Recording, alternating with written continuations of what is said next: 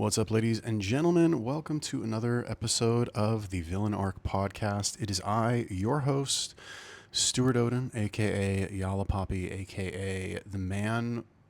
Wait, what did he say? The Mad Goose Wizard? Okay, you won't get that reference.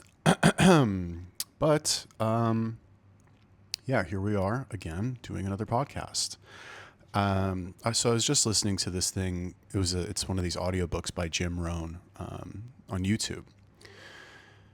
And I like Jim Rohn. He's pretty good. I don't think he gets enough credit. I mean, people that know personal development seminar things, they know Jim Rohn. They know he was Tony Robbins' mentor, and they know he's the real deal. But he's kind of like he's just old. You know what I mean? He's like, I mean, that he was Tony Robbins' mentor. Tony Robbins is almost 70 years old, so like he's a couple generations back, but he has a lot of really good stuff in his programs. And one of the things that I listened to today that really struck me was how he talks about celebrate your wins. Wait, what did he say? He said, celebrate every step forward, no matter how small. And I think if you're one of these like go-getter, entrepreneur, hustle types who's always trying to improve themselves, I think it's very common to forget to celebrate, or to only feel like you're allowed to celebrate at the end goal. Oh, I want to get to $100,000 a month, and that's my goal, and I'm not going to celebrate anything until we actually get there. I mean, at least that's how it was for me, right? And we could be making $60,000 a month, which is phenomenal for, anybody. But if it wasn't 100,000 and the goal was 100,000, then I wasn't satisfied and I didn't celebrate, and I didn't. There's a difference between like silently patting yourself on the back when you do something that you're like, oh yeah, that was pretty cool, and celebrating. Okay. Celebrating. Imagine that you achieve something, you finally, I don't know, whatever, 20-year anniversary of your job or something like that, whatever. You're going out to celebrate. What does that mean? That means you're like, you know what? I just accomplished this thing. I'm going to go celebrate. I'm going to go to a fancy dinner and get a nice steak and get a fucking slice of pie or whatever the fuck, I'm going to book a vacation to Hawaii and go stay there for a week because I did this crazy, amazing thing.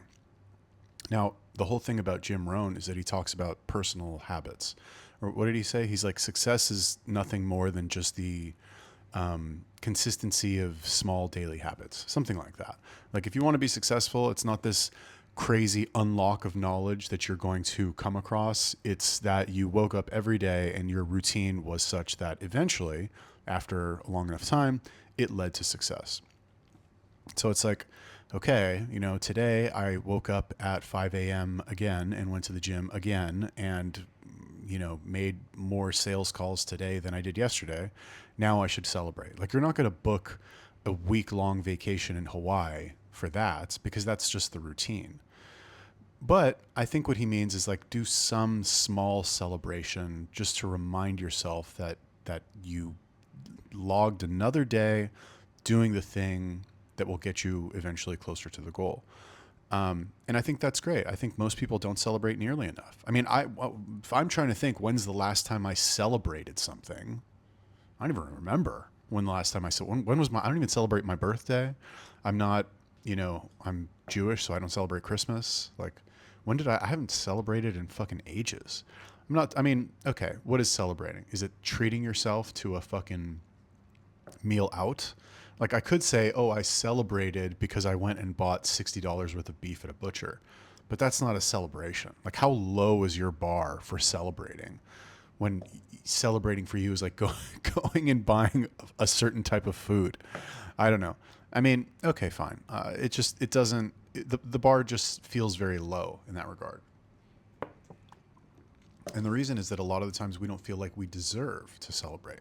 We don't feel like we deserve to give ourselves any sort of pat on the back, because I think the understanding is that, oh, well, if I tell myself I did a good job for this like one little thing that I did, then it's not going to motivate me to go and push harder than that, because I already got my little pat on the back for that one little thing.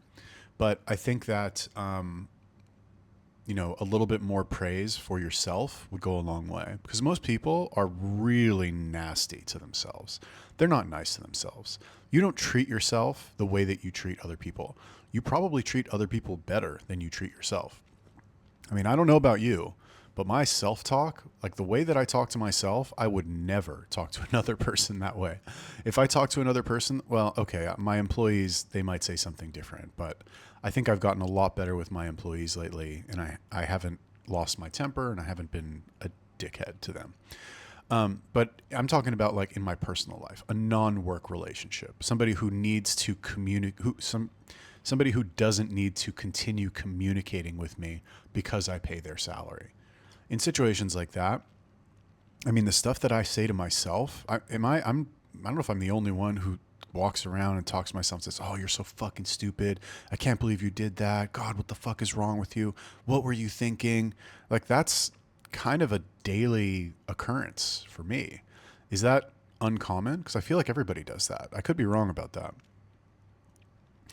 But I'm really hard on myself. And it's not, I would love to say that being hard on myself pushes me to go and do better. But if I think about it, my day is pretty much the same regardless of like how mean I am to myself.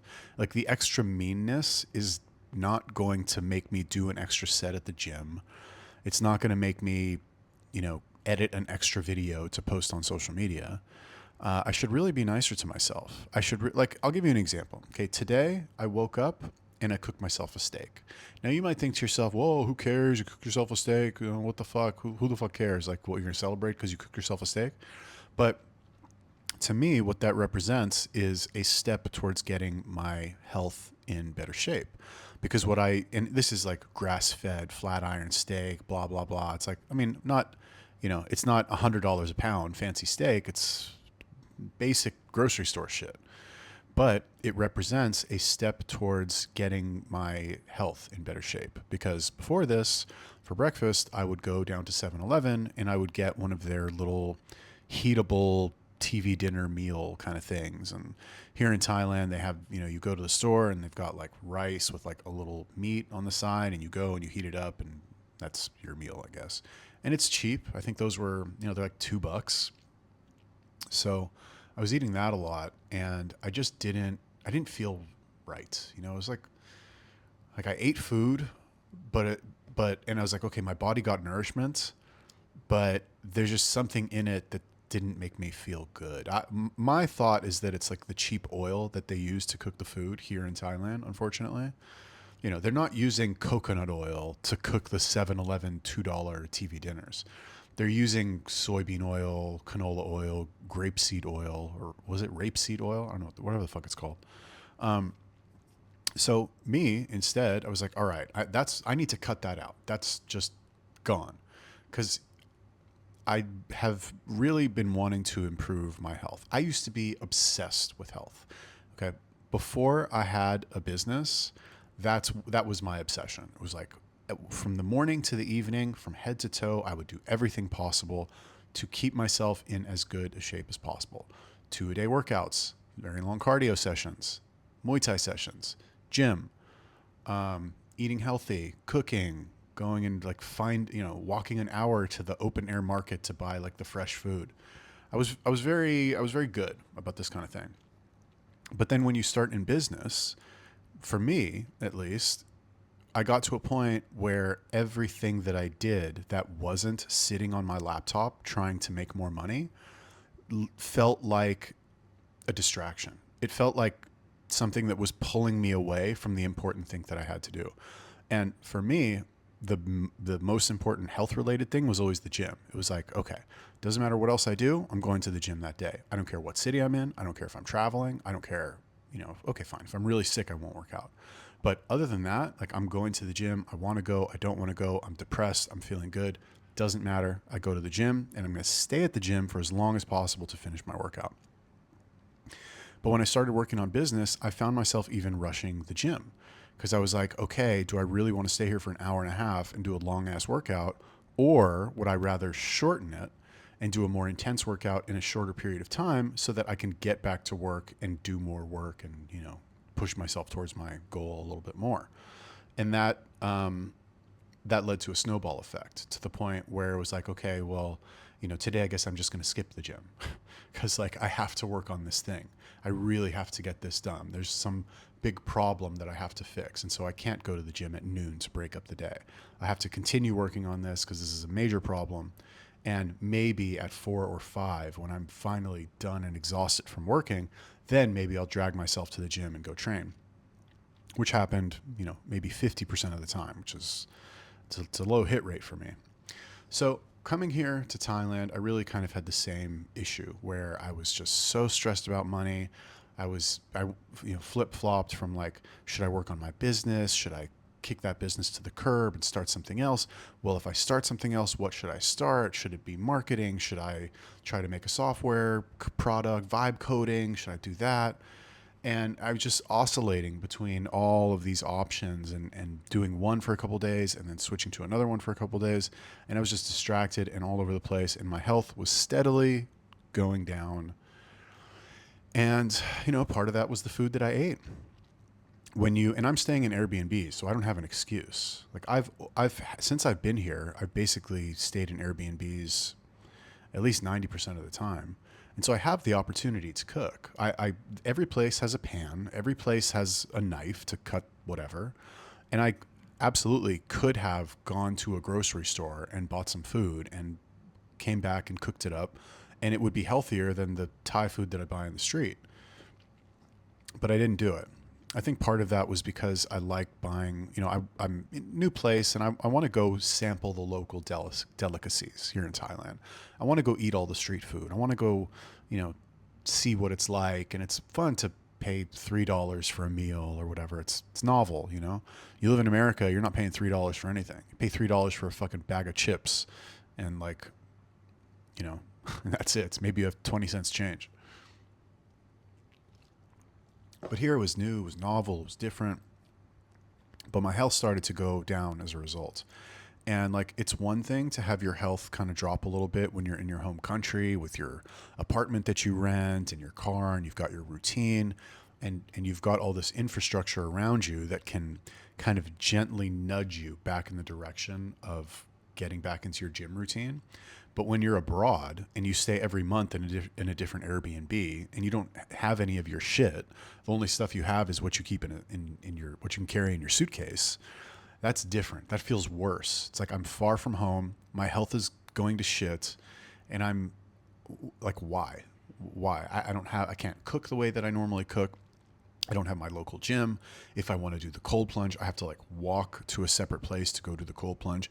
Then I have to go to this gym. This gym doesn't have all the stuff that I want. I can't get the food that I want. I can't get the supplements that I want. There's a lot of drawbacks of trying, of living abroad, living in outside of America, basically.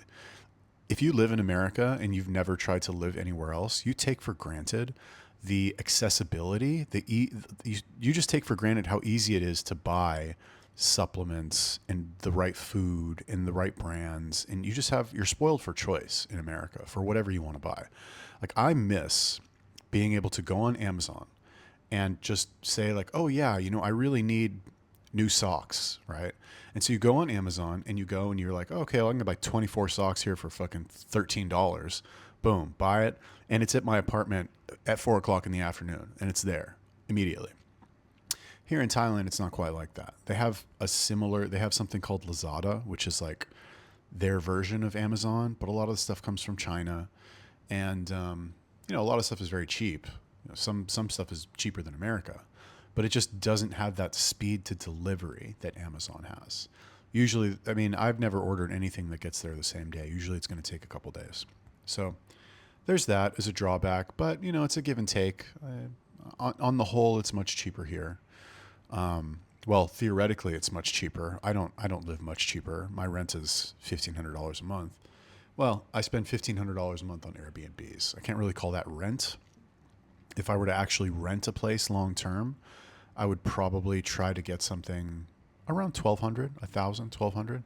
It depends. Look, no matter where you go, whatever country you want to go to, the good places, and you want to go in the best part of town, in the nice place, downtown, where like all the stuff is happening and not the shitty part of downtown with all the nasty bums and fucking hookers and stuff, you're going to pay $1,000, $1,500.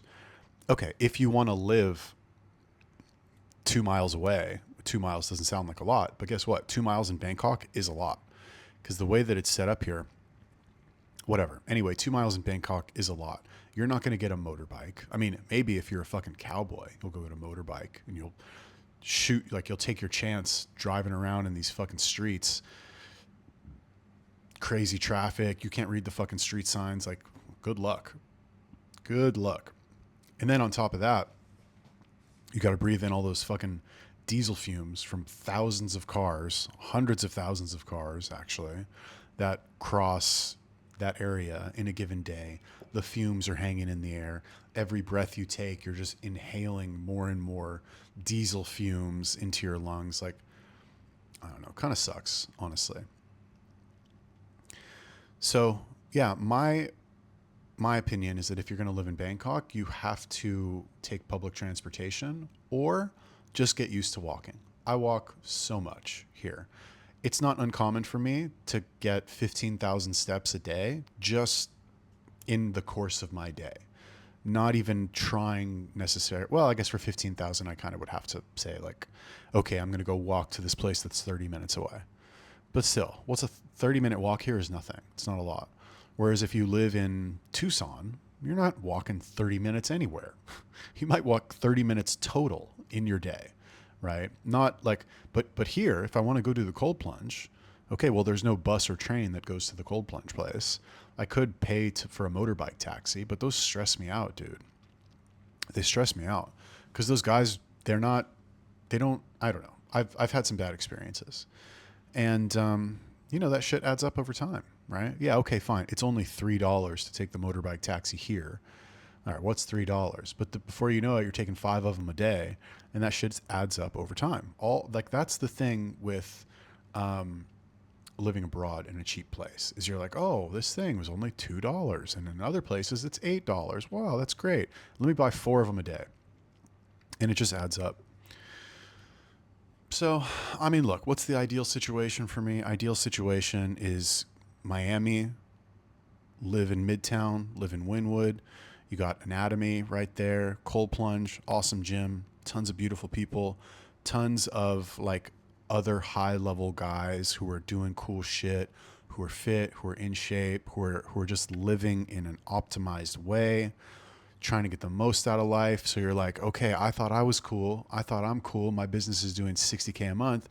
Meanwhile, I look at this guy, he's doing 60K a week, and he's got better abs than me, and he's more jacked, and he's got a nicer car. Like, and he's been doing his business for less time. So you're like, oh fuck, I'm behind.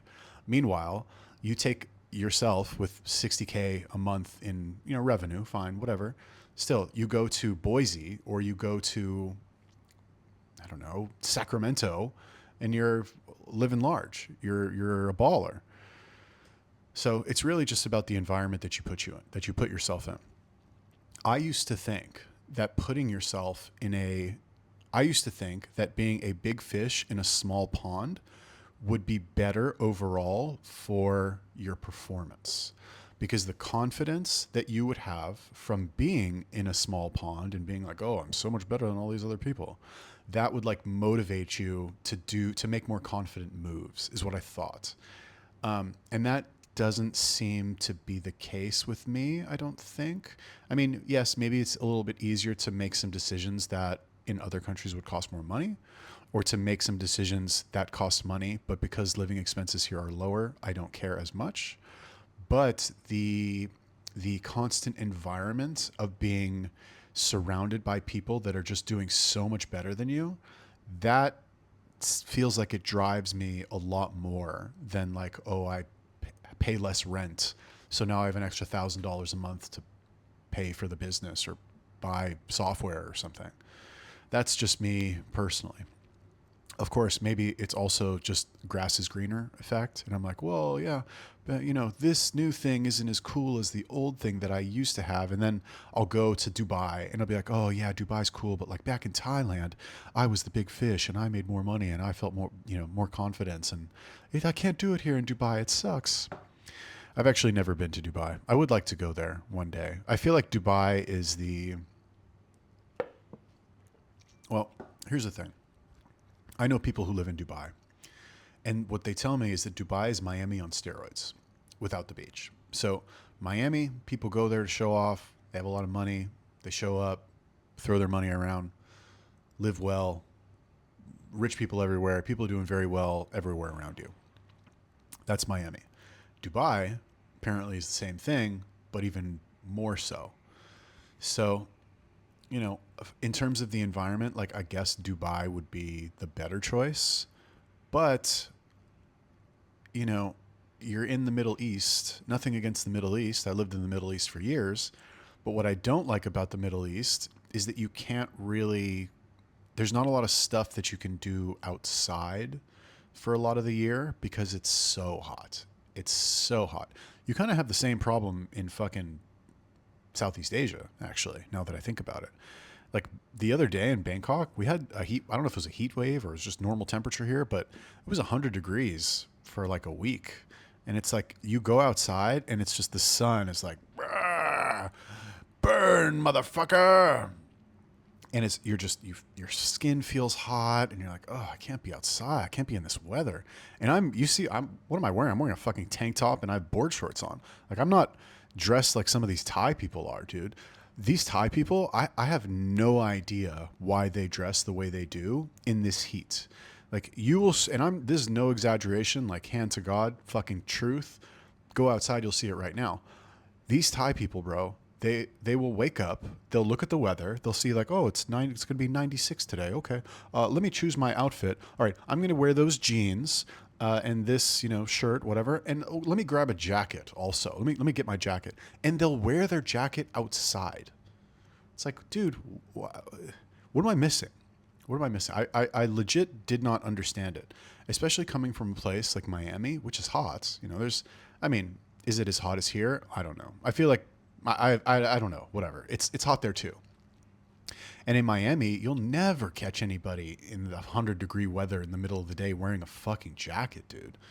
They'll look at you like the police will stop you and be like, "Sir, are you okay? Why are you wearing a fucking jacket? Are you hiding a bomb under there or something?" But out here, it's just like they just want to wear jackets. I don't know. I don't know. I think maybe it's just like a more modest culture. I mean, that's part of it for sure. But the modesty, having them wear clothes, like more clothes voluntarily, it just seems weird to me, honestly. And in fact, that was one of the, when I got here, that was one of the most disappointing things to me about Thailand is how modestly all of the people dressed. And by people, I mean girls, right? Coming from Miami, modesty is not really, it's not that they're immodest in Miami, it's that they want to show off. So it's a little bit different, right?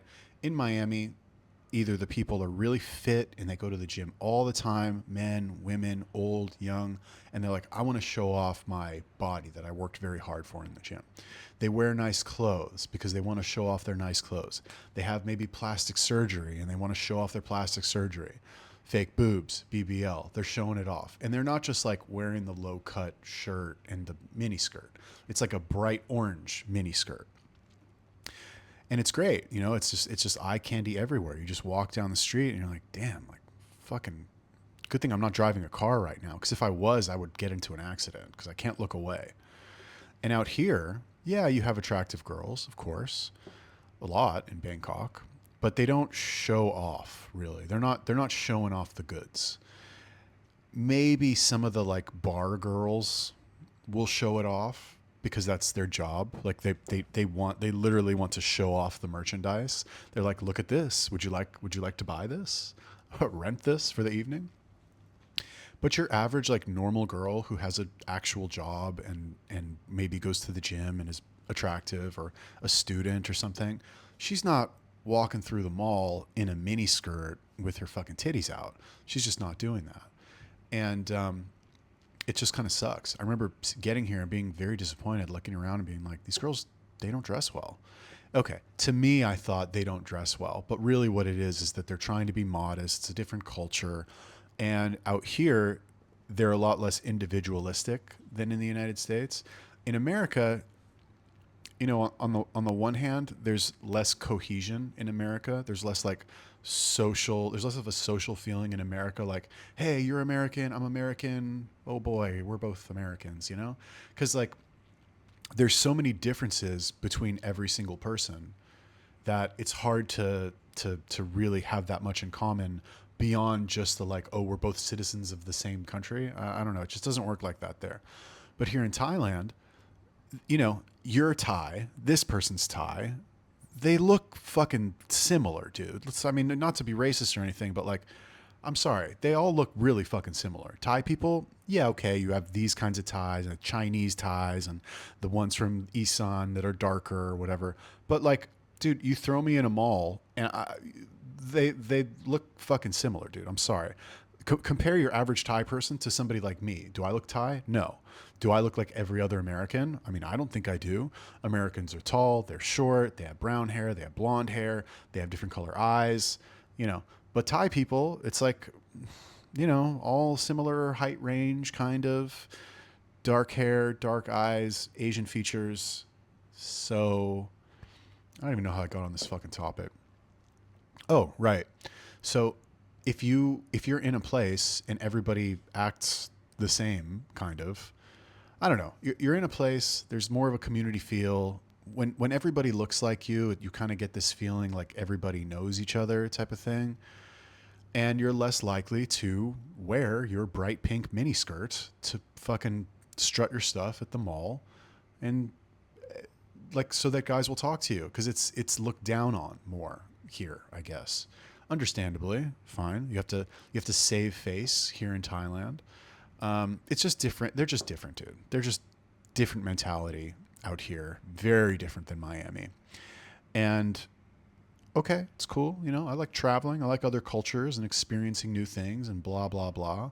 But like, if I'm given the choice to live in a place where the girls are going to wear bright pink miniskirts with their fucking BBL giant ass hanging out, or go to a place where it's like skinny little Asian girls who wear in 100-degree weather, wear jeans and a fucking jacket.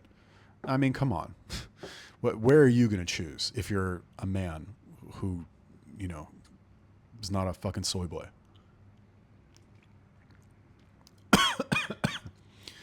Let's put some, what do they put in their coffee? Irish cream? Irish Kahlua? I don't know. Yeah, no. I'm not exciting enough to do that.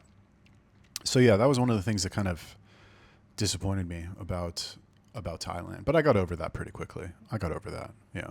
I mean, look, if you're a single man and you come to Bangkok and you want to date, you have thousands of options. Thousands. No exaggeration.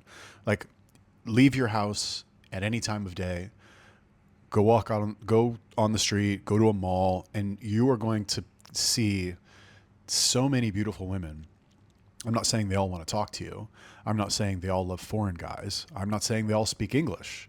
But like, you can talk to enough girls here to the point where you'll get dates and you'll be able to go out with girls and they'll give you their number and they'll be interested in meeting up with you like soon. I haven't done this. I need to start doing this too. I need to start going out and approaching girls again. When I got here, I was so motivated to do it. I was out, I was approaching every day. I would go to the mall every night at 5-6 o'clock, and I would go and do my 5 approaches and get numbers. I was on fucking Tinder swiping, and it's like a full-time job. But I got a lot of dates, and it can be really good here if you're a foreign guy, because these chicks, they want to meet up with you. They actually want to meet up with you. Thai culture is very promiscuous. You know, oh, the white knights will get in the comments like, no, it's not. They're not. You're just a sex tourist. You just pay hookers. I've paid a hooker. You want to know about my hooker history? I've paid a hooker. Let's see. How many times have I done it? under 5 times, and not in this trip. Actually, I did go to Pattaya just because I had friends there that I wanted to visit, and I paid twice. I paid twice. Neither of them, like after both times, I was like, all right, that sucked. That was not fun at all. Oh no, I did it 3 times at Pattaya. I take that back. I did it 3 times. Yeah, that was shit. And it was shit every single time. It was awful every single time. It's not a fun experience. Okay, I'll tell you about that. Not like I'm talking to a real person. All right, so I went to Pattaya to go visit a. Okay, so I just got into Thailand. I'm in Bangkok. I'm in Bangkok for like 2 weeks, and I'm like, all right, get me out of here. It's too much. Too many cars. Too much shit going on. I'm gonna go to Pattaya. Now on Telegram, there's a group of guys that do OnlyFans management who are here in Thailand. So I made a post in there. Hey, what's up? I'm coming to Pattaya. Does anyone want to meet up, get a coffee, get a beer or something? So this guy hits me up. He's like, hey, bro, I've been watching your videos for a long time. Yeah, for sure. Like, text me when you roll through. We'll get some lunch. Okay. So whatever. Meet up with him, but, talk about the business, whatever. And okay, it was cool. Like to meet somebody face to face that you only know online. Fine. After that, I still have a week in Pattaya. I'm like, well, all right, well, what the fuck am I going to do here for a week? There's nothing to do there. Pattaya is a city for sex tourism. The only thing to do there is to go there and go to the bars and bring a girl home and have sex with her, or go to like the walking street to a go-go bar and go bring home a girl, or go grab a freelancer from the beach and bring her to your condo or whatever and sleep with her. The entire city, that is exactly what it is set up for. Yeah, you have like restaurants and a mall and street vendors who are selling shit. But all of that is in support of the massive, not massive city. All of it is in support of a city that exists basically only to service people that want to go there to pay prostitutes for sex. That's the whole place. That's the only thing that there is to do there.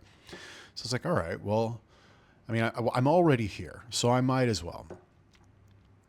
Oh God, am I really going to tell you about this? All right, so the first time, I actually learned a lot about myself during this trip. What I learned about myself is that I don't, for me to, excuse me, let me try this again. I learned a lot about myself during this trip, and the main thing that I learned about myself is that if I am going to sleep with a girl, there needs to be some sort of emotional connection there, so that's strong enough to distract me from the fact that she's only fucking me because I paid her $100 or whatever. Because for me, I can only speak for myself. I know this doesn't apply to all men, but for me, once I'm aware, logically, consciously of the fact that this girl is only naked in my bed and doing all the like sex, like, oh baby, that kind of stuff, because I've paid her 4,000 baht, $120, whatever, I immediately lose all interest. And it loses the sexual energy, just completely goes out the window. And I don't want to have sex with her anymore. And I literally, like, physically cannot have sex with her because I'm not interested. Because I'm like, this girl doesn't like me. What's the point? Like, okay, this is a naked woman in my bed, but think about it like this. Men, if you show up one day to your house and there's a naked woman in your bed, well, I guess that would actually be better, because once you remove the element of like, okay, I paid for this, then it's like, okay, she showed up to your house naked. Okay, well, she clearly wants to fuck you for some reason. So that's better almost, right? That's more appealing. Like that I would be able to do.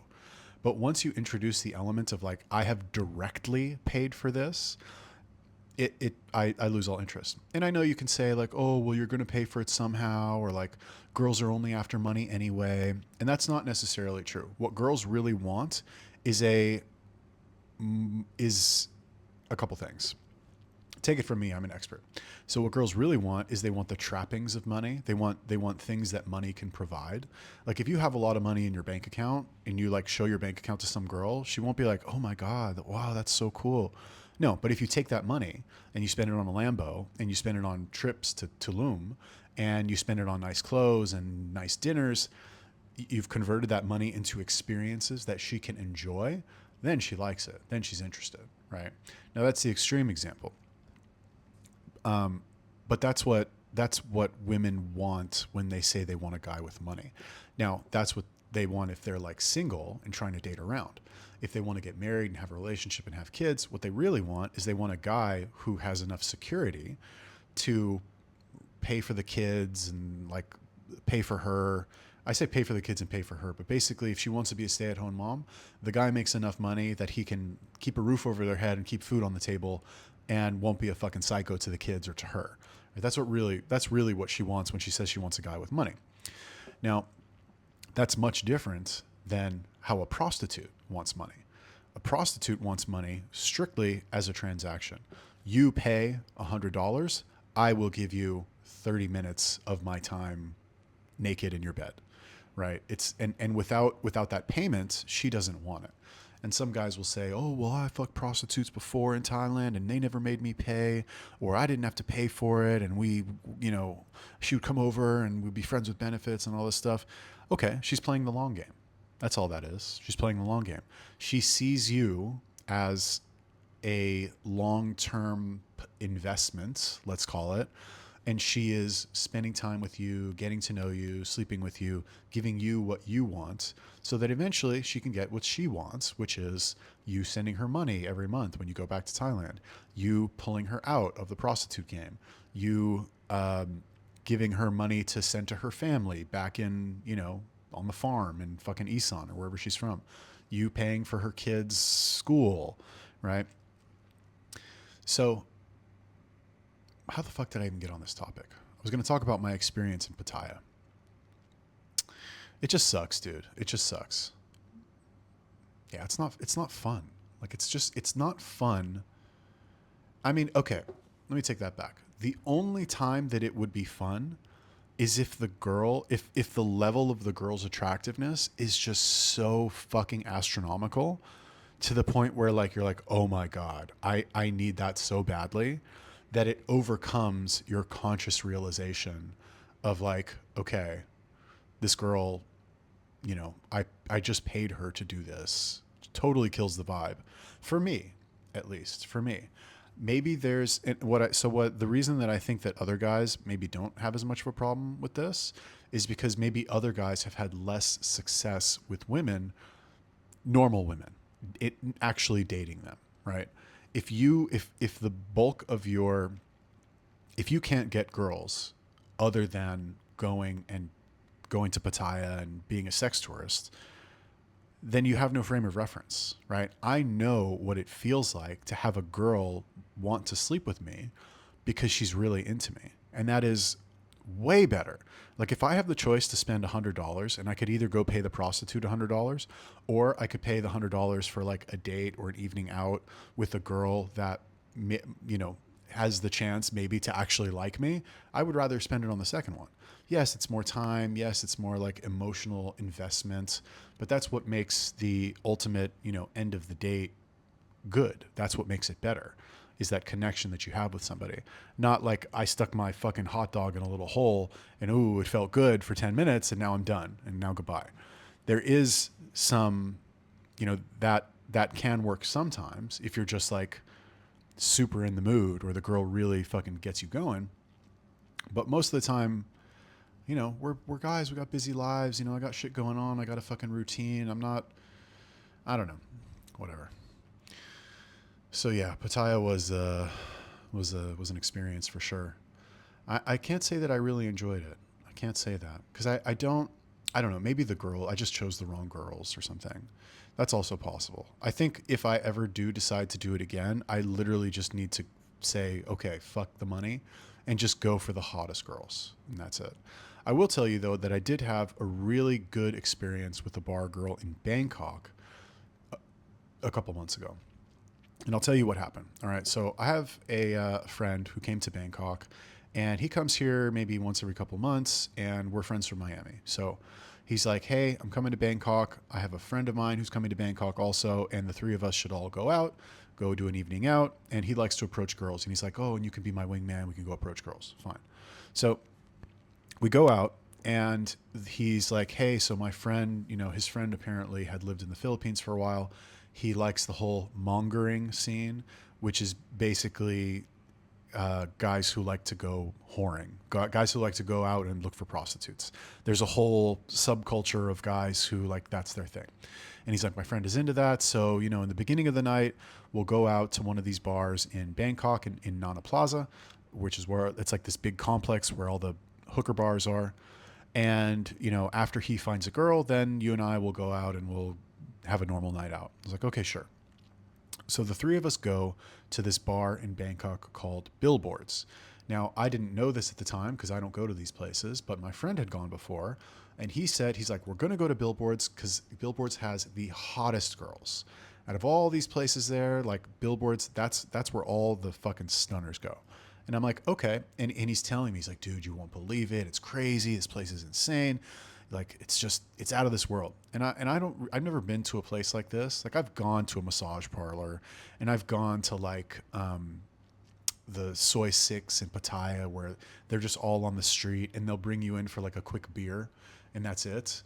But at this place, it's like the girls go to, you go to this place. All right. So we walk into Billboards. I'll just tell you the story. So we walk into Billboards and there's probably 70 girls there. You walk in and there's just tons of just like hot Thai prostitutes basically wearing bikinis. Okay. Now some of them are wearing bikinis. Some of them are topless. Some of them are butt ass naked. And there's two stages. There's one stage on the right, one stage on the left. The stage on the left spins around. It like is on it's like a merry-go-round kind of thing, but slow. It's not fucking spinning around on the little whatever. So it's spinning around slowly, and that's where the hottest girls are. And the place is packed. I think it was Friday night. And then on the right, there's another stage that's just like a flat stage that doesn't move. And that's where like the B team is, right? So we go, we walk in, the hostess comes, she greets us. She's like, hey, do you want to come in? Do you want to sit somewhere? And we're like, yes, like we want to go sit. So she goes and takes us and sits us in front of the smaller stage with the B team. And so we go and we sit there, and I'm literally looking directly at it. I guess everybody who sits there is looking directly at it. But I'm sitting there, I'm looking directly at it, and I see a girl catch my eye, and she just has the craziest body ever. Like dancer's body, just boom, boom, boom. Like everything is just popping out, right? And I look at her, and she looks at me, and she waves, and I wave at her. And basically she puts on like a show, just like doing this like crazy dance in front of me and looking at me the whole time. Like she knows what she's doing, right? And I'm sitting there. I'm not planning on bringing any of these girls home, but I watch it. I'm having a good time. In my mind, I'm there for my friend. My friend is there. He wants to get a girl. Once he gets a girl, we're going to leave and then go. Or we're going to leave and then go. We're going to leave. So anyway, after like 10 minutes, the girl's turn on stage is done, and she comes over and she's like, hi, how are you? Can I sit with you? And I said, sure. And so she comes and she sits next to me, right? And we're talking for a little bit. What's your name? Where are you from? Blah, blah, blah. And then she sits on my lap and she's like got her arms around me. And I got to tell you, it was fun. It was cool. It was like, imagine that you, I guess, how do I explain it? Imagine that you're like a rich celebrity and you go to a club and some girl like recognized you and is just all over you from the beginning. That's what it felt like. Except in the back of my mind, I'm like, okay, this girl expects me to pay her for sex later on. So in the back of my mind, I'm like kind of holding back a little bit, not necessarily because I didn't want to pay. Like I have $100 to fucking pay. It's not that. It's just that I don't want to, what is it exactly? Not that I don't think I would have fun. I think what it is that once I pay and I realize that like all of this was fake just to get me to the point where I would pay so that she can have sex with me, it's like, oh, that's all you wanted this whole time? Like you didn't actually like me. You didn't actually want to sit with me. But when we were sitting and talking, oh my God, it was like, she either did a really good job of pretending that she liked me, or maybe she actually did. She really did feel that attraction to me.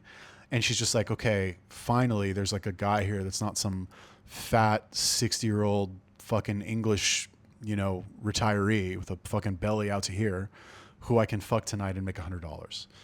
Maybe that was it. I don't really know. I don't claim to understand the hooker mentality. I can only tell you about my experience. So we're there, and as the night goes on, like I start to ignore my friends because this girl is sitting on my lap. She's like right here in front of my face, demanding all my attention.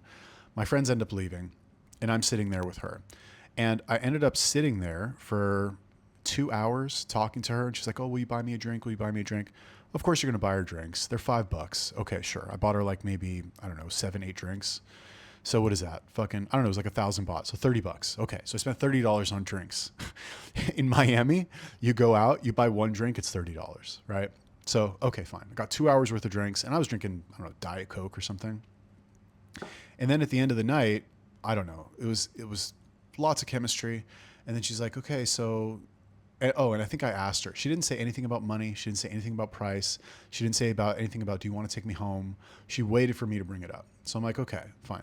How much is it? Like, do you want to, should we get out of here? And she's like, okay, but you have to pay. And it's just like, as soon as we started talking about that, the vibe fucking went down a lot. So I knew that I didn't want to, right? Just not because I didn't like her, not because I wasn't having fun, not because I didn't want to sleep with her. Like, she's basically butt ass naked on top of me, riding me the whole time. Yeah, of course. Like, would love to take you home and sleep with you. But I know that as soon as I pay, I'm going to lose interest. And so what? I'm just going to pay to like take you home and have bad sex with you because I know in the back of my mind that you just wanted my money. It doesn't work for me. It doesn't sit right with me. So bottom line, I basically told her no. I was like, listen, I'm not going to do it, and she got disappointed. She's upset. I think obviously maybe a little bit of that was that she felt rejected, but I think as somebody who worked in sales for a long time, I think what it really was, or the majority of it, was that she just spent 2 hours with a customer who didn't buy anything. So I was like, okay, we said goodbye, and it was really just sad. It just felt sad. I felt bad. So I go to leave and I walk out the door, and I was like, man, I can't believe because to me, I just wasted all of her time. That's what I kept thinking, is like, I just spent 2 hours with a salesperson just to get an ego boost from them paying attention to me. And then at the end of it, I didn't buy anything, which is fucked up because I worked in sales for over 10 years and I know exactly what that's like. And I know exactly how that feels because many customers have done that to me, and it's been reversed, right? It's been female customers who did that to me. So, my jaw's starting to hurt. I'll tell you about my jaw story later. So I walk out and I walk for maybe 2 or 3 minutes, and I just think to myself, you know what? I should go back and give her like at least some money for sitting and talking to me that whole time, just so I didn't end up wasting her time. So I go back into the place, and I find her and I give her 2,000 baht, right? She asked me for 4,000. Because when I asked her the price, I was like, all right, so how much is it? She's like 4,000, which is, so if it's 3,000 for $100, so it was basically like $120, give or take. $120 to take her home for the night, or for a short time, which is 2 hours, I guess. So, or one shot, as they call it. So I go back in there and I find her, and she's just standing around, and I said, hey, listen, I want to give you this. And I palmed 2,000 baht and I like put it in her hand, and I was like, I had a good time with you, blah, blah, blah. Gotta go. See you later. And I just gave her $60 just because I know what it's like to spend that much time with a customer. And I just tipped her for the good time. I don't go see prostitutes. I'm not fucking simping after this girl, sending her $500 a month. Like, I never fucked her. It's not going to go anywhere. I haven't been back there since. I'm never going to see her again. But still, I don't want it on my conscience that I wasted the time of another human being who sat with me because they thought that, who sat with me and tried really hard to show me a good time so that I would come and so that I would be a bigger customer, basically. And you could say, oh, well, she's just a prostitute. You shouldn't care because she's a low-life human being or whatever. Or you could say that's her job to do that and she was just doing her job. You could say all these things. but I know what it's like to be a fucking salesperson and spend your time with a customer and go 11 out of 10 on effort because you're trying your best and they're giving you all the signs that they're going to buy from you later. And then at the end of the night, they're just like, nah, I'm going to think about it. And you're like, really? You're going to think about it? So I gave her $60. What the fuck do I care? $60 for a clean conscience. I'm okay with that. I'm totally fine with that. And you know what's crazy is that's the best experience that I've ever had with a prostitute. And I didn't even fuck her. How weird is that? That's so weird. You know? Yeah. Anyway. That was a fucking long ass rambling story, wasn't it? I don't know. I think about going back there every once in a while because even if she's not there, there's other girls there. There's so many. I remember walking in before I started talking to this chick and just looking around and being like, damn, like I would fuck 50% of the girls in here. And a bunch of them are topless, like, and they just don't. And you see them like working on all these other guys, and they're like with their arms around the guy's neck and looking into his eyes, and it's some like short, fat Indian dude, and like you just know. I mean, you don't know what they're saying, but you can just imagine the kinds of things that they're saying. These girls are so good, dude. They're so good at what they do. Got to give them respect. Got to at least acknowledge the level of expertise. It's like when people, okay, I'm a Jewish person, right? But I feel some weird source of admiration for Hitler, right? And I know that's going to get me in a lot of trouble from everybody, but I'll tell you why. Not because, I like what he did or anything like that, but because you have to admire how good he was at what he did. You just have to admire that. You have to admire his ability to control a crowd. You have to admire his skill.